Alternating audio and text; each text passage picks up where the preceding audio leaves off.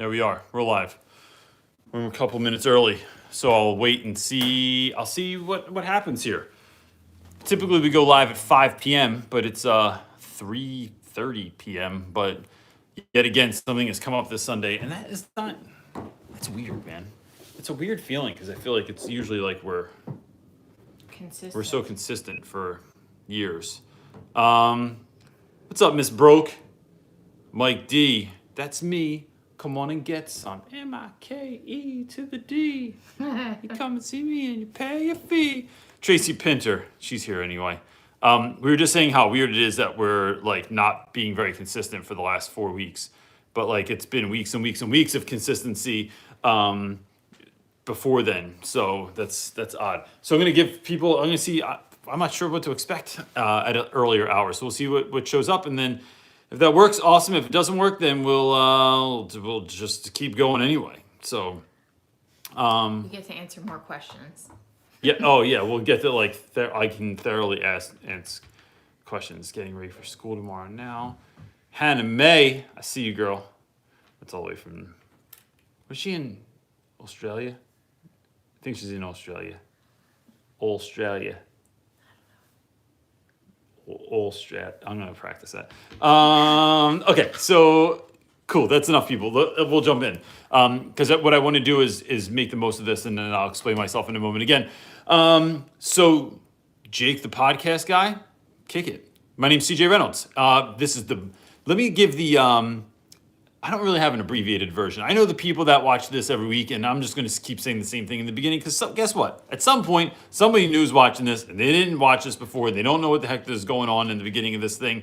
So my name's CJ Reynolds. Started this YouTube channel called Real Rap With Reynolds because my son wanted a YouTube channel, and then he didn't want a YouTube channel anymore because it was too much work. So I started making teacher videos, and that has turned into this whole giant enterprise. And one of the pieces of that enterprise is showing up every Sunday, except for the last 4 weeks, and creating this connection with people. So it's me and the cohort of amazingness over here on the side, and we answer your questions. And so I'm the talking head of this program, but by no means am I the only person giving advice. So all the people that in the comment section will keep commenting and giving advice as well.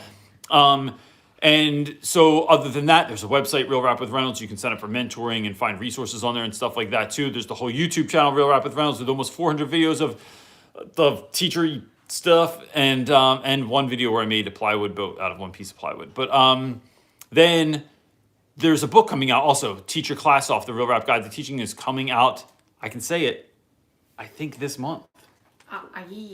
You are not as optimistic as I am. I'm optimistic. The publisher said March. The editor said beginning of April. The publisher they are in charge. I think the editor might be in charge because they have to do all the work. Listen, team publisher over here is saying this month. The book comes out at the end of the month. End of March, beginning of April. Team Not So Secret Wife, beginning of April. So that's that. So like, here's the gig. You throw in your questions. I try and get it to as many questions as I can. And to sort of expedite this process, we're going to do something different starting next week. We are starting to identify questions. Remember we were talking about how like we were going to identify certain videos that answered a lot of like frequently asked questions. So if someone asks a question, we'll send them the video first. And then if they want to watch, like come back and ask a question. Yeah, like student teaching or the same stuff that like we kind of get hit up with a lot. That will just allow us to like answer a whole lot more questions. So look, real quick, why are we on so early today? I think is an interesting question. So if you weren't on last week, about 4 weeks ago, my brother came out from California. I haven't seen him in over a year, so we went to a family dinner, and that was at this time. Then the week after that, I was in Brooklyn with my daughter, and then the day after that, my wife lost someone very close to her and her family. Oh, okay. So my wife's brother died suddenly. And so that last week, so that has just like thrown our whole world like out of whack. So that meant like, last week was just, I was in Pittsburgh and I still did the live feed from a truck stop. But it's just been like a crazy couple of weeks. So tonight we have another family dinner. And it's just been great. So like, thanks to all the people that were like, kind of shouting us out and like sending emails and stuff like that. I really appreciate it. But yeah, that's all I'm going to say about that right now. So we ready? Get some questions. So the best way to do this is either ask question beforehand or put the letter Q beforehand. And so I'm gonna make that video that I talked about too. I'm gonna make a video about this, like kind of what to do when you are going through some kind of loss. So in the past 14 months, what's the deal?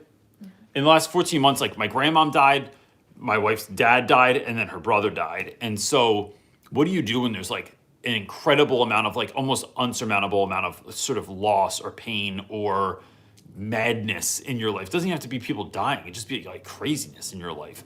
And how do you like show up and give like when it's your job to give? And so, yeah, so we'll do all that. What do you got? Jacqueline is asking, early today. We are early today. How did the conference go? The conference was really good. So I spoke at Pete and C last weekend. It was in Pittsburgh, and I got to go to this place called the Heinz Museum, which has a Mr. Rogers exhibit that Tracy Pinter kept telling me about. And I got to go in and see like the Land of Make Believe and like where like Mr. Rogers' door and like all like a lot of the stuff from the show. And for those of you that don't know, I haven't watched Mr. Rogers in years, but he is like an absolute hero of mine. I've read every book that there is that I could find on him anyway. Now that the movie came out, there's like a whole bunch of new books, but like, I just think he is a fascinating individual and is like absolutely an inspiration of mine, as far as a YouTuber, because that was how he conveyed kindness, was through television. And so I loved it. And then, the conference was good. My friend Autumn Zemecki put it on, and she's a really great human being. And I got to see Jerry Brooks speak and, Matt Miller, who's, he's a DBC author. And then, Jerry Brooks is that guy from Instagram that like likes all those crazy little videos from his phone, talks like this all the time. He was good. They both did a really good job. And it was a little tricky because I wasn't like, I love conferences. I love meeting people. I love like talking to folks. And because of my brother-in-law's death, like I was just feeling like, It was hard. like depleted. Yeah, it was just really hard. And so it was hard to kind of be there and fully. So yeah, so I don't have another speaking engagement for a minute, but that's good because we have with everything with the book coming out. Like I'm excited to like. Tracy asked the next question. Technically, was Tracy. She said, "Did you enjoy Pittsburgh?" I did. So we went to Pittsburgh years ago. Like years and years ago. Like yeah. And I thought it was really boring, and I thought it was. It's beautiful, place. But everything closed at 5:00. Like we'd go out to go do something at night, and you like couldn't find a bar or a restaurant or anything open to do. Strange. But they've really done this thing where I think it's very artistic, and it's like a lot of really cool stuff where it's like something totally broken down and jacked up next to something that's completely brand new. It's really clean. So I just thought it was a fascinating place. So I'd love to just go back and like check it out at some point. Jamie is asking, welcome back. Thanks. Can we pre-order the book? If not, do you know when? Looking forward to it. So we're doing a pre-order. I think so the way that I believe things are getting rolled out is the pre-order will be the end of March is what we're hoping. You can't really we've learned that you can't give like an exact date on things because there's just so many moving parts between like printing the book, uploading it on Amazon and getting it ready to sell on Amazon, all that sort of stuff. So there will be a pre-order. I think the pre-order is probably going to be the very end of March or the very beginning of April. And then the pre-order won't last long. It'll only be, I don't know, like a week of pre-order before it's actually available. But in our pre-order, go ahead. Oh, yeah. So we have this idea, right, for pre-orders.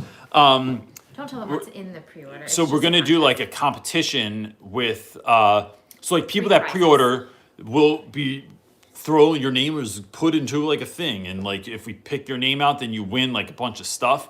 And some of that's going to be like exclusive one-time only things. Do you have those? Do you have the little Johns that we got recently? You can walk by today because you're looking cute. Oh, yeah. Usually she has her hood up and she just walks all the way around the table. But, so yeah. But I'll show you like some of the stuff that we got made, and then we're getting like some exclusive stuff that I'm stoked about. It's super cool. So you'll be able to see it. So we got, bookmarks made.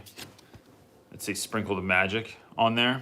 And then another bookmark this is artwork from the book. It says "Be Awesome Out Loud." And then this is all street art from Aloysius McIlwain. I like the two-sided, man. I thought it was gonna be white on the back. That was whack. And then we got these awesome stickers made. They're holograms. It says "Don't wait to be the teacher you dreamed of being." And I am stoked about these.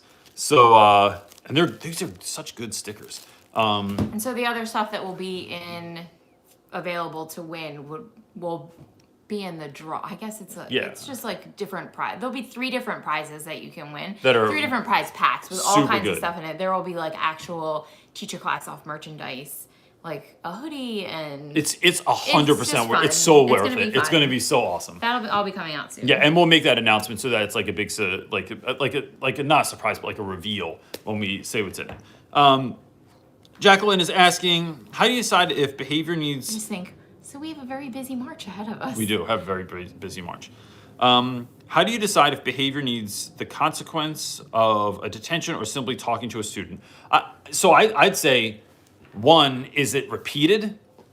So I'm not real big on detentions unless I think that's the language that student speaks. So I think there's different ways to deal with all students. Some students, I made a video about this before. Some students, people ask me all the time if I yell at my students. And there are some kids I raise my voice with because I know that that's how they communicate. There's other kids I would never, under any circumstances, yell at because I know that's either going to have them become combative or it's going to kind of break their spirits or whatever. So it's what does it call for? I would say always start with a talk.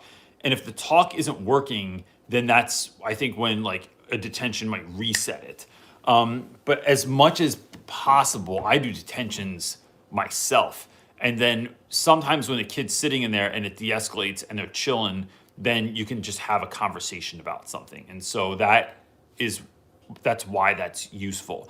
Putting a student in a room, sitting quietly for a long time is that's the same thing as putting someone in jail and not trying to rehabilitate them. I just don't think that that's the move. And so I always think talking to them. But if that's their language, then that's how we have to kind of swing that one. So that's what I would do.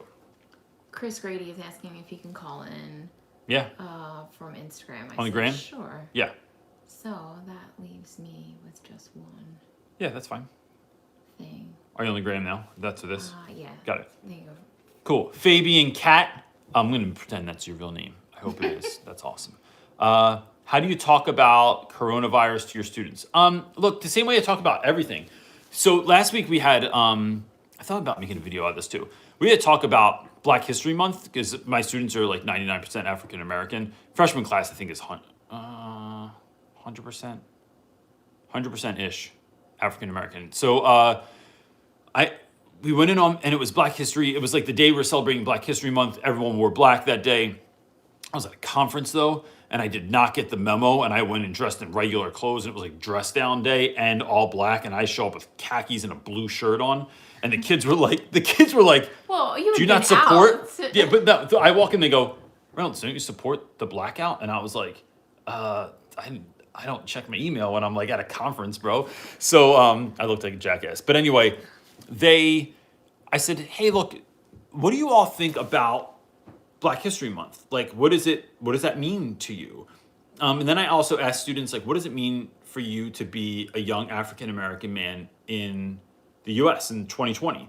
And, so I talk about these things a lot of times, not having answers, but just providing a space to ask the question and saying, hey, what do you guys think about coronavirus? What do you think about this? Is it something you're nervous about? Is it something that you're not really concerned about? Is it something you are being careful against, the prevention of or the treatment of or whatever? What are your thoughts and feelings? I said this before, but Mr. Rogers always used to say that whatever is mentionable is manageable. And so if my students get coronavirus, what the hell am I going to do about that, right? It's pretty much feels same thing as the flu. Wash your hands and don't touch your face. And I had our nurse friend, Matt, told me that one time, and that never gets sick. I haven't been sick in over 10 years, at all. It's literally your And trick. I wash my hands and I don't touch my face. And I'm not overly weird about it or anything like that. But it's like if I go out to the mall, like I just was, came home, washed my hands right away because those escalator handles are gnarly. So I think it's more about not providing your students all the time with facts because I don't know that we have all the facts for everything we want to talk to our students about. It's about providing space for them to talk about things. And you might see they want to talk about it. You might see they don't really care to talk about it. And then you just like navigate that situation and move on accordingly. What do you got? I guess you could call Chris. This is him. Oh, Chris, I'll call you. Let's do it. You just hit the video too. But you have to. Oh, no, you don't. Yeah, I thought you did. Well, that's fine. I'll You do a don't have video. to do it. Okay. Hello. Hi, Chris. What's up? Hello. Hey, so I wanted to call in because my question may take a little bit more explaining. Sure. I'm mid-30s, looking for a career change, getting into teaching. Yep. My state offers this program where I can take this course this summer and basically get a provisional license and start teaching this fall. Yeah. My problem is, like, I'm the type of person, like, I'm scared to death about not having that student teaching aspect of that. I mean, I'm very interested in that program because it gets me into the classroom, but I'm also very nervous about just kind of being thrown in Yeah. to that situation with no background. You know, I mean, my wife is an educator too, so it's not like I don't have any knowledge of what I'm getting into, but still, for my own personal, I just wonder what your thought is on someone like that, having not going through any practicums or student teaching and just kind of getting into the classroom. Yeah. That's so. What's your background then? What do you do?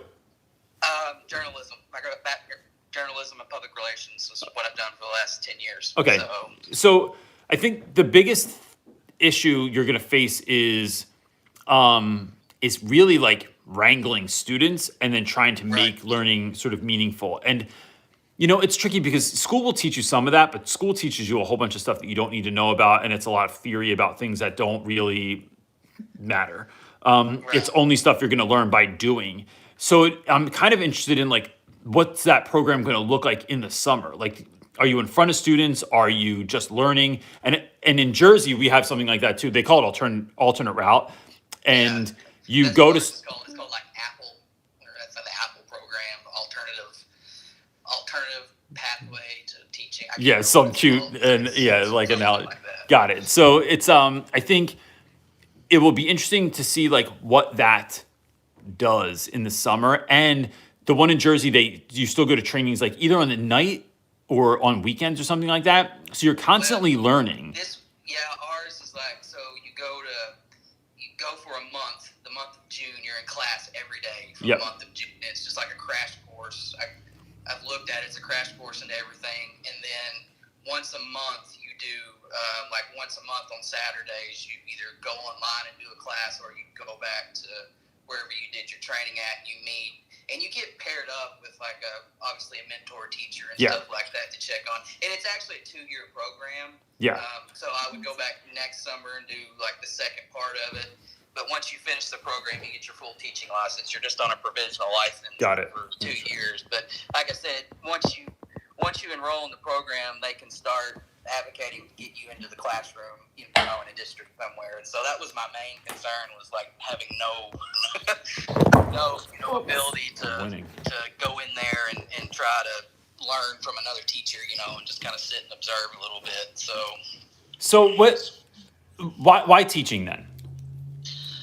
Well, when I first went to college, I wanted to be a teacher. That's what I started out being, and life changed. You know, I mean, as most students, I went a different route, and it's just, I feel called to it. I mean, I've especially since me and my wife have been together, I am always interested in what she's doing in the classroom, and always wanting to help out, and always offering suggestions, and it just feels right at this time. I mean, I'm not happy with where I'm at and looking for a career change. And I mean, this is something that we've been thinking about for 6 months to a year. So, I mean, if it's something I really want to do or not, I mean, we've looked at every possible way to try to do this. Yeah. And this is the way that gets me into a classroom and into a job quickest, obviously. And I think that's what we were looking at. So do you have kids too, or? We have one on the way. Okay, so here's my answer to that then. I think one, I think that word calling is really strong. And I think when you feel called to do anything, you are much stronger for your efforts. Like it's like not, it's like something that's not. So look, here's the difference is like I've talked to people. I talked to a young woman the other day who was thinking about going into teaching, and she said, I said, why teaching? And she said, because I have a degree in the classics and I love Latin. So I figured I might as well teach. That, like, her language was, I figured I might as well teach. And that, maybe she went, maybe she's at the right school, like, and they provided Latin as an elective, and kids love friggin' Latin, like, she'll win. But if you're going to teach somewhere like my school, it makes you take 4 years of Latin. There's no way you win if you just like the content area. You have to be about the kids, and that will take you way further, right? Number one. Two, when you have kids, that extra income is huge. And so you just figure out how to do it, right? Your kids become your motivation. So like once your baby's born, and even now, like that motivation might be there, but my kids are the motivation for a million things that I do. And it makes you push through stuff that you never be able to push through before, because you're like, I'm tired, I don't feel like it. And it's like the kids at school are dependent on me, my little one's dependent on me. Like that's huge inspiration to get stuff done. And it's not your first time, and you're not 22 right out of college going into teaching, right? Like you've had some life experiences.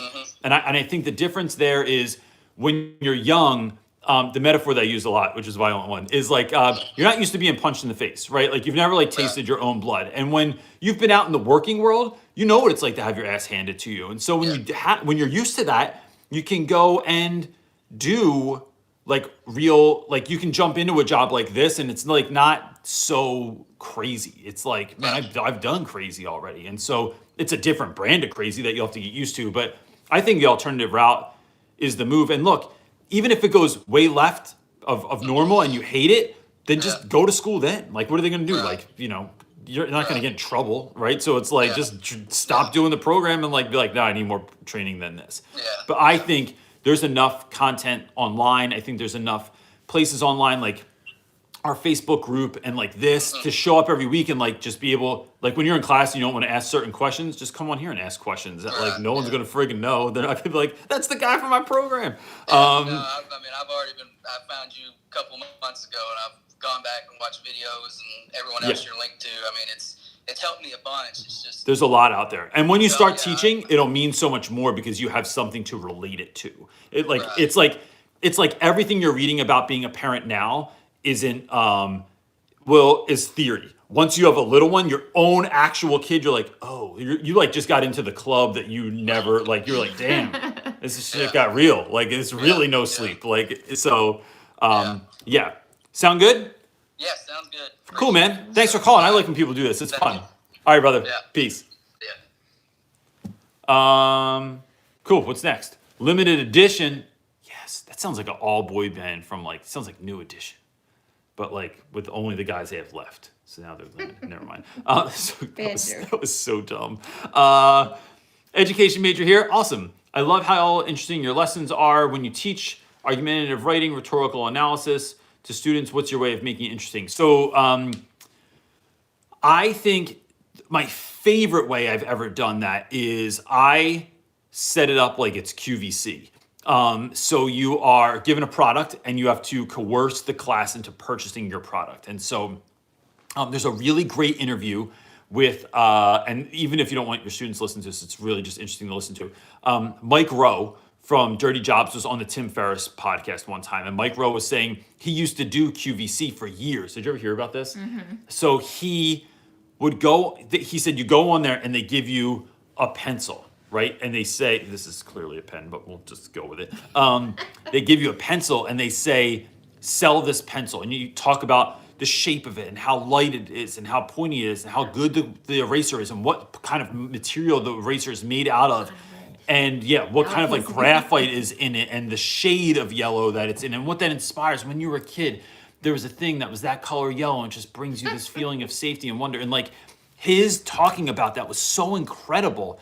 And it made me think, I want to do that. So students made prototypes of stuff in class and out of school. And then they had to write a commercial for it. And we used all the elements of persuasive essay in that presentation. And so that's kind of what got that started. And then we did a regular sort of persuasive essay afterwards about just something like kind of more like mainstream. She's about argumentative. Yeah, but argumentative is same thing. No, I get it. Yeah, but so like you are, but you could, so you could do that, or if you're doing like debate, I mean, like I would just have to, like I like warming up for that by having something. My mother-in-law would hate this term, but I have something I call the devil's advocate in class. I mean, it's not like I made devil's advocate up; it existed She just before hates me. the term. She hates the word devil. She'd be like, "Oh Jesus." So. She's gonna yell at you. I hope she's watching in this. the airport. Missy's probably, her friend Missy's probably watching this right now. She's like, Sylvia's talking about you. So they do. So the devil's advocate is a student that is put in class that I tell one or two of them ahead of time. And I go, no matter what anyone says, you have to disagree with it. Even if you are 100% for whatever they're talking about, your job is to just argue against people. And that, but to do that, you have to really pay attention. And that is something that's really, really wonderful also. I also worked with a company a few years ago called Storybird, and they have resources. I don't know what it costs. I don't think it's that expensive, and I think they might have a free trial anyway. But I made all their videos for their high school content. But if you go on there, they have like a unit on that, and you get to watch like my video for free, and then I kind of run you through like what the process is going to look like. But their stuff was really good too. So that's how I rocked with that, and it made it really fun. Like kids came up with really great ideas and fun things, and then presented it in front of the class, and it was just an awesome lesson. Lola Dasher is asking, how do you handle the disrespect of students towards you or a really talkative class? I'm not the teacher who wants to yell. I talk to the students about that, and so I think, look, I honestly think that people treat us the way we teach them to treat us. And this is everyone in your whole life. Like, I was talking about recently how, can I talk about your dad? Sure. All right. So my father-in-law was a really kind of over-the-top kind of guy. Like to yell, would just fly off the handle in the blink of an eye. And one time when my son was younger, he said something to him that I didn't like. And I always just kind of like let it roll because he was just that dude. But like not like when it was with me or with my wife or with another adult. But the day that he said something to my son, who I know that he really, really deeply loved, like he deeply loved his grandchildren. But it hit me in such a way that like, you know how sometimes like something will hit you and then like you don't know exactly what to do about it right away. So you're just kind of like, damn, did that just happen? And so when he left, I called him back and I said, look, the next time I see you, you will never speak to my son like that again. And if you do, then you won't be a part of his life anymore.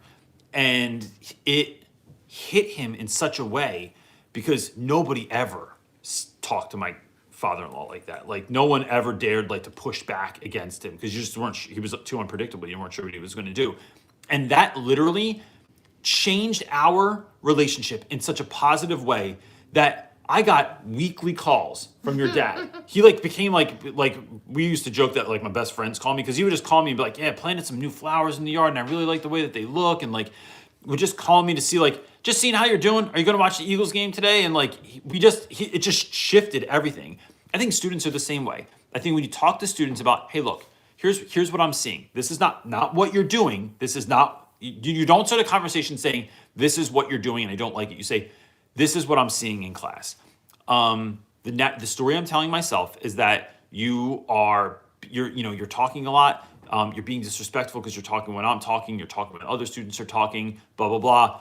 I paint the picture for them, and then I allow them an opportunity to speak back. Sometimes that's done with a whole class. Sometimes it's done with an individual. Sometimes it's done with 4 or 5 kids right in the hallway, and the rest of the class is left inside. And that conversation, it breaks down barriers because now it's not you versus them. It's, hey, I'm trying to figure out how to do this.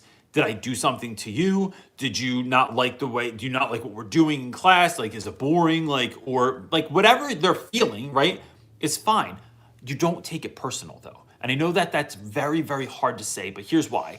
Because they're young and they don't know all the time what they're doing. And I think there are kids that like will talk all the time. And I go, bro, stop talking. I'm gonna put tape on your mouth soon. And they'll say, because I always say like the most extra stuff ever. And they'll go, oh, my bad, Reynolds. I didn't realize you were talking. And I really think it's true. Like, I really think they didn't realize that I was in the middle of saying something. So I think the talk always helps. If that doesn't work, then you have another talk and you go, bro, we've already talked about this. Like, I can't just keep going with this. And so I think, and then it can change from there. Then maybe you call home, then maybe you talk to administration, another teacher, you try and like talk to other teachers and see if they're doing the same thing in their classes. But I think the conversation always comes first. The other thing is what you're doing engaging enough? And are you moving at fast enough clip? So that's why on my board in the front of the room, when I have everything that we're doing for the day is already up there, I put the time that we're going to be doing that. So like this thing is 5 minutes, 10 minutes, 15 minutes, 20 minutes. So they have a sense of when it ends. And I'll say, yo, I need everyone's attention. I got to explain this. I need 2 minutes. Can I get 2 minutes? Yep. Okay, rad. And so, and there's a million ways to get attention, but like, that's what I do. And so everyone can give you 2 minutes. It's when they think you're going to talk incessantly for 45 minutes that they just get bored with it and they move on. So I think it's one of those two things or 3 or 4 things I would try.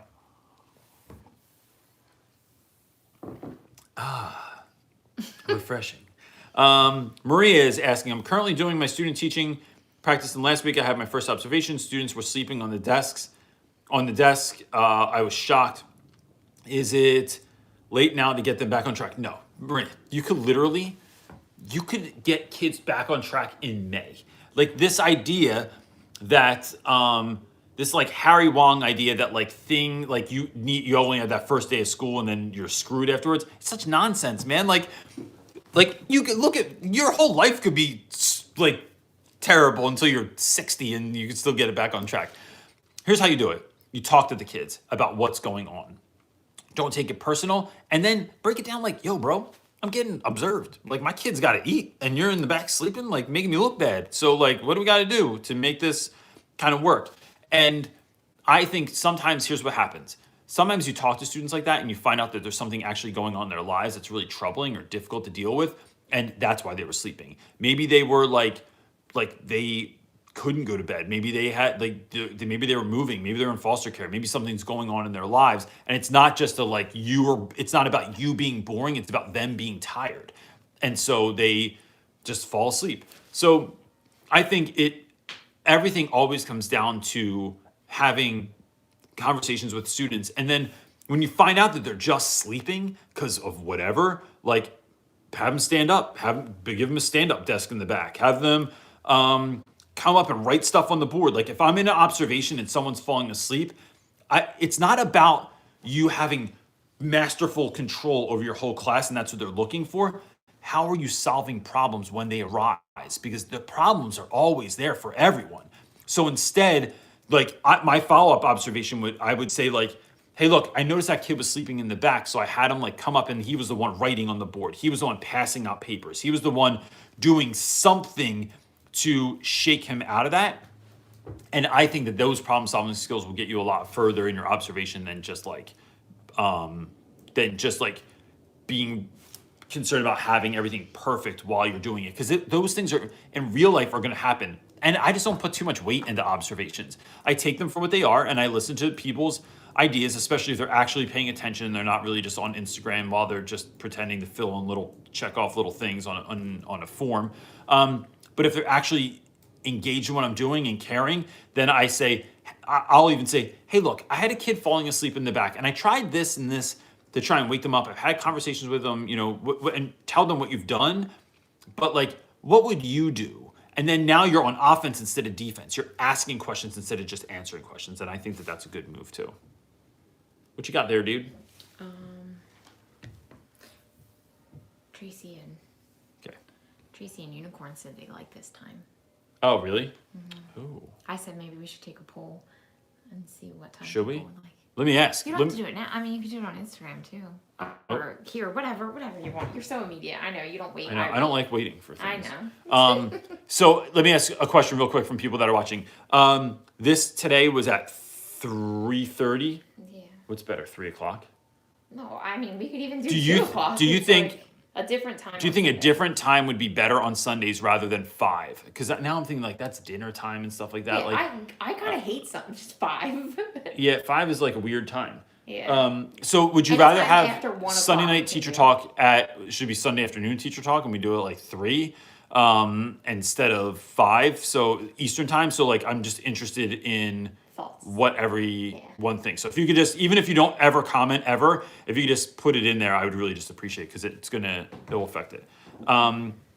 It's what the people want. Oh, Joanna. someone thumbs down us. Come on. Oh man, we know who that was.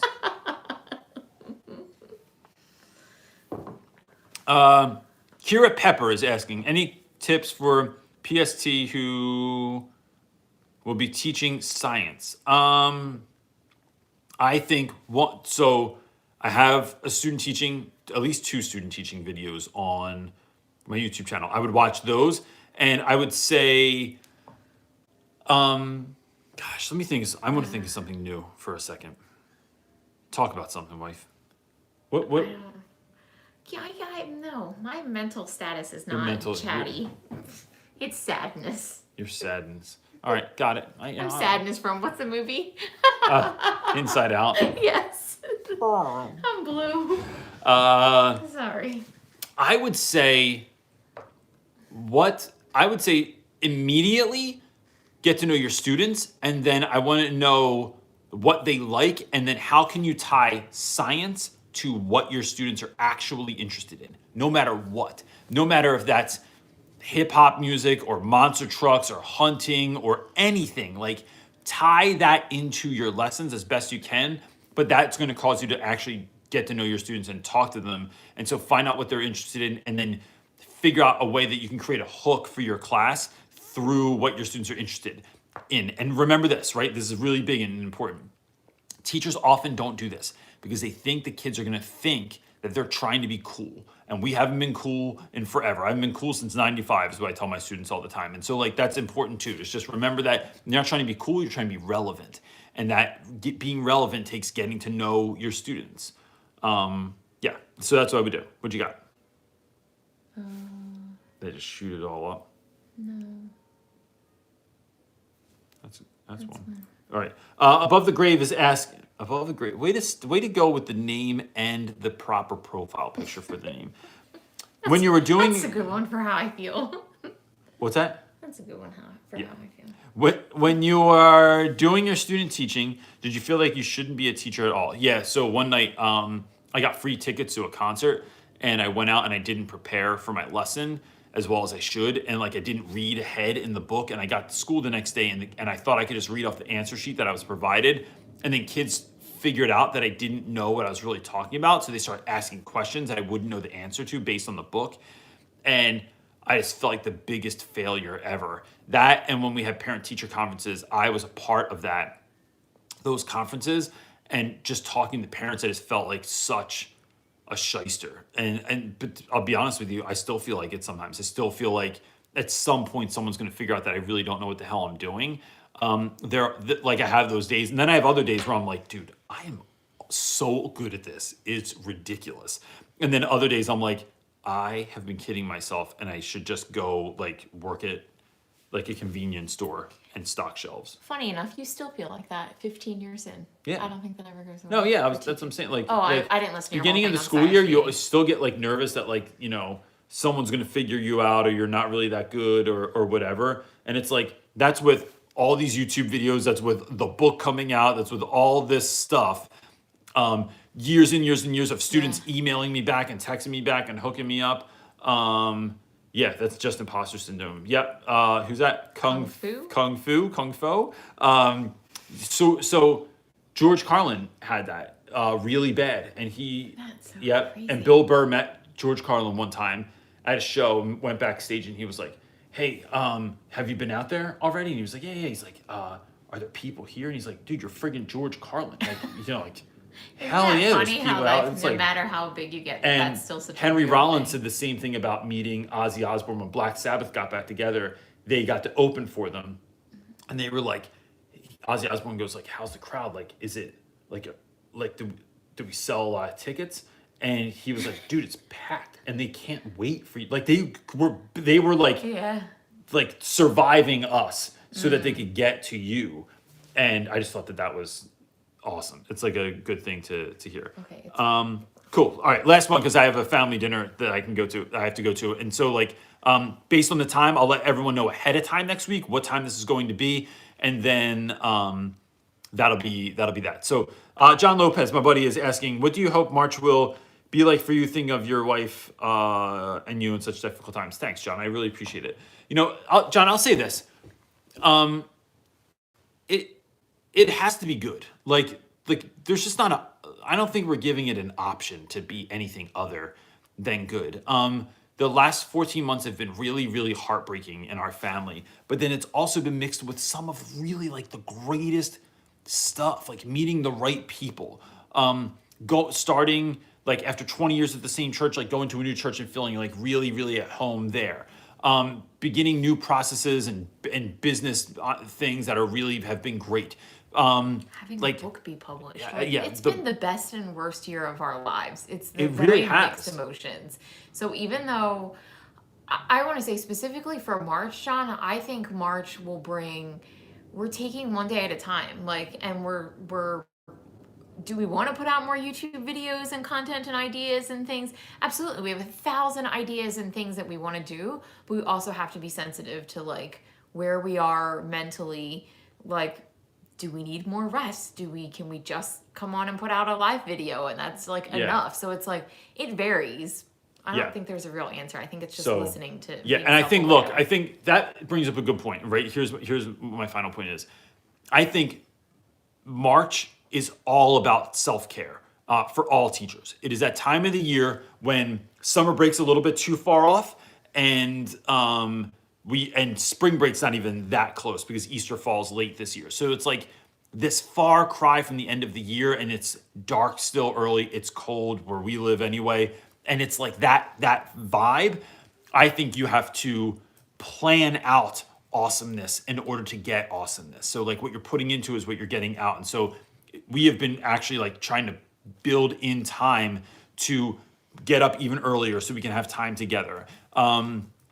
Not staying up super late, making sure that I'm exercising, making sure that I'm starting to shift my diet. So not completely because, man, my mother-in-law was here and I ate so much terrible food. We did a lot of emotional eating. Oh, bro. Whew, man. It's been tough. It was like beer and bread all week. So like, it's that shift of like, but can I change my breakfast? And then everything else is the same. Breakfast and lunch, everything else stays the same. Can I change breakfast, lunch, and dinner and I'm still eating snacks at night? Like it's those little shifts that are going to get you through because what you're putting into your mind, what you're putting into your body, and what you're putting into your soul are really going to benefit you in the classroom, or they're going to work against you if you're not mindful about that stuff too. So that's what I'm trying to focus on as we go forward. But look, I'm really sorry that I don't get to all these questions all the time. It's really hard to get through all of them. It's really hard to sign off when I don't get to all the questions. But I did promise my aunt that I would be over her house in 5 minutes, and so I want to be able to respect that. Thanks, guys, for watching all the time. I really, really appreciate it. And that's it. Talk to you next week. Peace. Weird ending because I don't know what I'm doing here, and I got to hit all